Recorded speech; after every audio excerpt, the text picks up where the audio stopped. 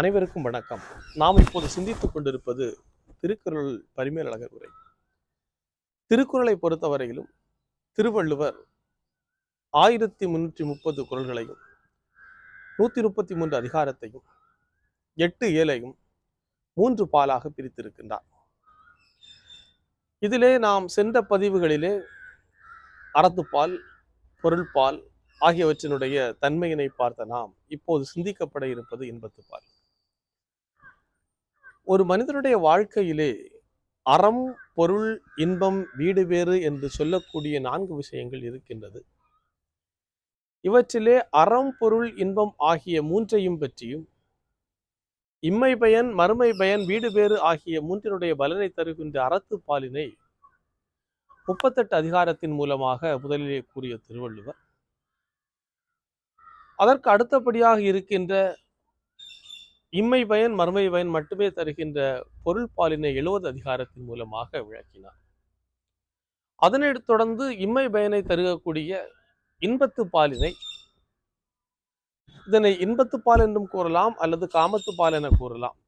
இந்த இன்பத்துப்பாலினுடைய தன்மையினை 25 அதிகாரத்தின் மூலமாக திருவள்ளுவர் நமக்கு இங்கே வகுத்து தருகிறார்.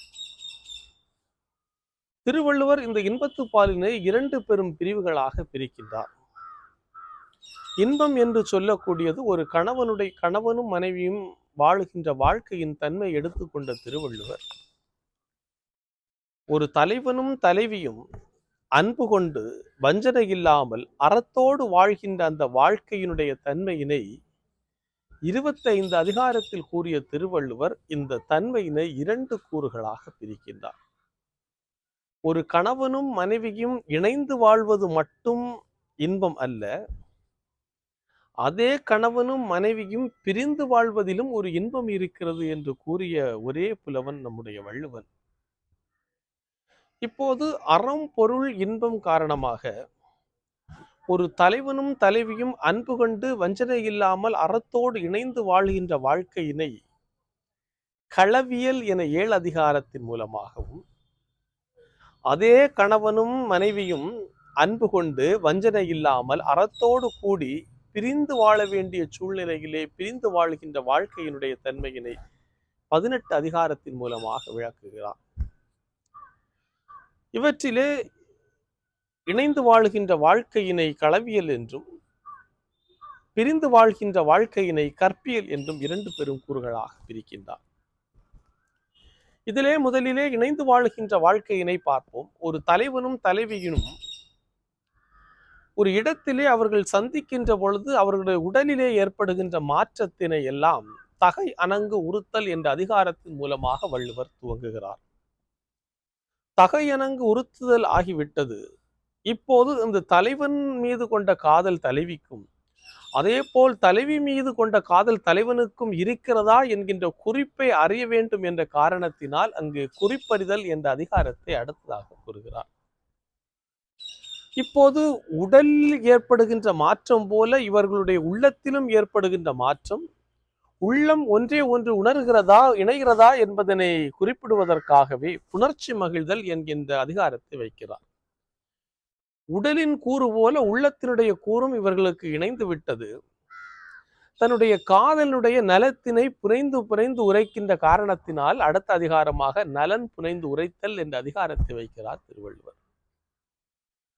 அதற்கு அடுத்தபடியாக இவர்கள் இருவரும் தன்னுடைய காதலை, தலைவனுடைய காதலை தலைவிக்கும், தலைவியினுடைய காதலை தலைவிக்கும் உணர்த்துகின்றதனை காதல் சிறப்புரைத்தல் என்றும், இந்த தலைவனும் தலைவியும் தன்னுடைய நாணத்தை துறந்து சில விஷயங்கள் அவர்களுக்குள்ளே பரிமாறிக்கொள்வதனை நாணு துறத்தல் என்ற அதிகாரத்தின் மூலமாகவும், என்னை விட்டு நீ பிரிந்தாலோ அல்லது உன்னை விட்டு நான் பிரிந்தாலோ இது அலர் வந்துவிடும் என்பதனை அலர் அறிவுறுத்தல் என்ற அதிகாரத்தின் மூலமாக கூறி இருவரும் இணைந்து வாழ்கின்ற வாழ்க்கையினை களவியல் என 7 அதிகாரத்தின் மூலமாக தகையணங்குறுத்தல், குறிப்பறிதல், புணர்ச்சி மகிழ்தல், நலன் புனைந்து உரைத்தல், காதல் சிறப்புரைத்தல், நாணு துறத்தல், அலர் அறிவுறுத்தல் என்று 7 அதிகாரத்தின் மூலமாக கூறிய திருவள்ளுவர், ஒரு தலைவனும் தலைவியும் அன்பு கொண்டு வஞ்சனை இல்லாமல் அறத்தோடு பிரிந்து வாழ வேண்டிய ஒரு சூழலானது ஏற்படுகிறது.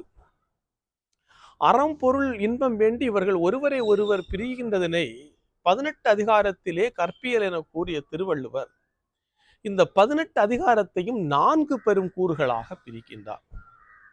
முதலிலே ஒரு தலைவன் ஆனவன் தன்னுடைய தலைவியிடத்திலே சென்று நான் அறம் பொருள் இன்பம் வேண்டி பிரிய செல்லுகிறேன் என்கின்ற அந்த பிரிவினுடைய தன்மையை கூற செல்வதனை செலவு என்ற ஒரு அதிகாரத்தின் மூலமாகவும், தலைவியினிடத்திலே தலைவனானவன் உணர்த்தி விட்டான், உணர்த்திய பின்பு இவன் பிரிந்து விட்டான், இந்த பிரிவு துயரமானது அந்த தலைவியினுடைய மனதிலே கடந்து உழற்றுவதனை, அந்த பிரிவு துயரத்தினால் இவள் படுகின்ற துன்பத்தினை ஆற்றாமை என்ற 10 அதிகாரத்தின் மூலமாகவும், அறம் பொருள் இன்பம் வேண்டி சென்ற கணவன் தன்னுடைய அறம் பொருள் இன்பத்திற்கான அந்த வேலையை முடித்த உடனே தன்னுடைய தலைவியை காண விரைகின்ற அந்த விரைவு தன்மையினை விதும்பு என்று 3 அதிகாரத்தின் மூலமாகவும், இந்நாள் வரை கணவனை தலைவனை திட்டிக் கொண்டிருந்த தலைவியும் தலைவியை திட்டிக் கொண்டிருந்த தலைவனும் ஒருவரை ஒருவர் சந்திக்கின்ற பொழுது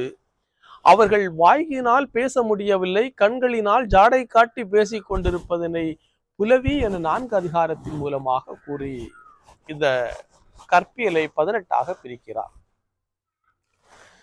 கணவன் தன்னுடைய தலைவனானவன் தன்னுடைய தலைவியிடத்திலே சென்று சொல்லுகிறான், நான் இப்போது பிரிய போகிறேன் என்ற அந்த பிரிவு துயரத்தினை உணர்த்துவதனை பிரிவு ஆற்றாமை என்ற அதிகாரத்தின் மூலமாகவும், தலைவன் தலைவியை விட்டு பிரிந்து விட்டான், பிரிந்த நொடி பொழுதிலே இந்த தலைவியினுடைய உடம்பு முழுதும் மெலிந்து இறங்குகிறது, ஒவ்வொரு பாகமும் மெலிகிறது, இதனை படர் மெலிந்து இறங்கல் என்ற அதிகாரத்தின் மூலமாகவும், இத்தனை நாட்கள் என்னுடைய தலைவனை காட்டிய கண்ணே, நீ இப்பொழுது தலைவன் சென்று விட்டான், அதன் காரணமாக ஏங்கி ஏங்கி அழுகிறாயே என்று கண்ணே என்று தன்னுடைய கண்ணை பார்த்து கண் விதும்பு அழுதல் என்ற அதிகாரத்தின் மூலமாகவும், தன்னுடைய உடம்பிலே பசப்பு என்கின்ற ஒரு வகையான தன்மை வந்து விட்டதனை பசப்பறிதல் என்ற அதிகாரத்தின் மூலமாக,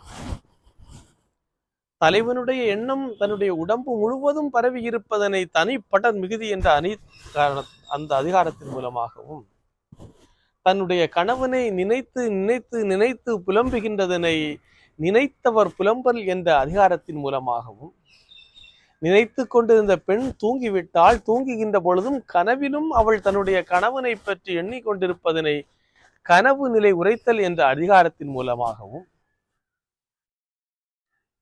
மாலை பொழுது காலை பொழுது தன்னுடைய கணவனோடு இன்பமாக வாழ்ந்த இவள் அந்த பொழுதுகள் வருகின்ற பொழுது தன்னிடத்தில் தலைவன் இல்லையே என்ற அந்த ஏக்கத்தினை கூறுவதனை பொழுது கண்டு இரங்கல் என்ற அதிகாரத்தின் மூலமாகவும், தனது ஒவ்வொரு உறுப்பும் தன்னுடைய இயல்பை தாண்டி தன்னுடைய நலத்தினை இழக்கிறது என்பதனை உறுப்பு நலன் அழிதல் என்ற அதிகாரத்தின் மூலமாகவும், இத்தனை நாளும் அவள் தன்னுடைய நெஞ்சோடு போட்டு அந்த தலைவனுடைய பிரிவை கூறுகின்றதனை நெஞ்சோடு கிளத்தல் என்ற அதிகாரத்தின் மூலமாகவும், இப்படி இருந்தவள் தன்னுடைய நிறையே அழித்து விட்டது, தலைவனை பிரிந்த காரணத்தினால் சாகாமல் இருக்கிறேன், அவனை தேடி இருக்கிறேன் என்று தன்னுடைய நிறையே அழிந்து விட்ட என்பதனை நிறையெழிதல் என்ற அதிகாரத்தின் மூலமாக, இந்த 10 அதிகாரத்தின் மூலமாக இந்த தலைவியானவள் பிரிகின்ற அந்த துயரத்தை இங்கே தலைவன் இங்கே திருவள்ளுவர் ஆற்றாமை என்று 10 அதிகாரத்தின் மூலமாக விளக்குகிறார். அறம்பொருள் வேண்டி சென்ற கணவன் தன்னுடைய வேலை முடிந்து விட்டது, இப்போது அவன் தன்னுடைய தலைவியை காண்பதற்காக விரைகிறான். இதனை விதும்பு என்று எடுத்துக்கொண்ட திருவள்ளுவர் 3 அதிகாரத்தின் மூலமாக விளக்குகிறார். அவர் இருவரும் நான் வரப்போகிறேன் என்பதை அவர் வரின் விரும்பு என்ற அதிகாரத்தின் மூலமாகவும், தலைவன் வருவதை தலைவிக்கு தன்னுடைய குறிப்பினால் அவன் அங்கே உணர்த்துகின்றதனை குறிப்பறிதல் என்ற அதிகாரத்தின் மூலமாகவும், வந்துவிட்டார்கள் இப்போது இருவருடைய மனமும் இணைகின்ற இயல்பினை புணர்ச்சி விதும்பல் என்ற அதிகாரத்தின் மூலமாக கூறுகிறார்.